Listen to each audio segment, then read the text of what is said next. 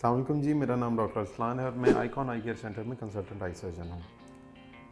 آج آئی C L کے بارے میں آپ سے میں ڈسکس کروں گا، اور آئی سی ایل ہمارا ایک ایسا ٹاپک ہے جو کہ ریلیٹ کرتا ہے ہمارے ان پیشنٹس کے ساتھ جن کی کوئی بھی لیزر نہیں ہو سکتی ہے۔ ہمارے پاس بہت سارے پیشنٹس ایسے آتے ہیں جن میں یہ پرابلم آتا ہے کہ انہیں بہت موٹی گلاسز لگی ہوئی ہیں لیکن لیزر پاسبل نہیں ہے۔ ان کو جو سلوشنز دیے جاتے ہیں اس میں آرٹیفیشل لینز امپلانٹ ایک کامن پروسیجر ہے جو کیا جاتا ہے، لیکن اس میں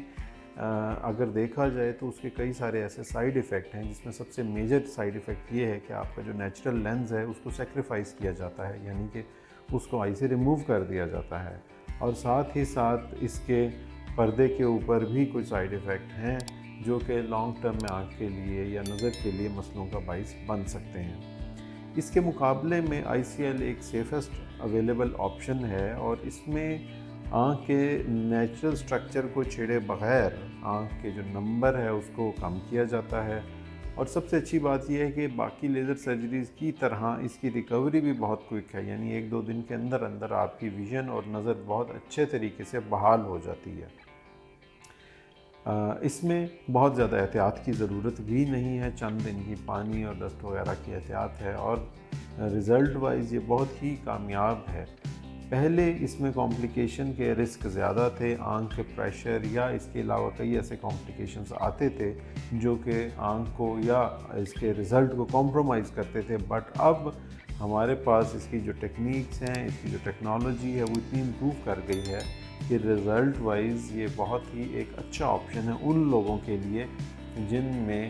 جو نظر ہے یا اینک کا نمبر ہے وہ بہت زیادہ ہے، اور تقریباً -20 تک کی گلاسز جو ہیں وہ ایزیلی آئی سی ایل کے ذریعے ریموو کی جا سکتی ہیں۔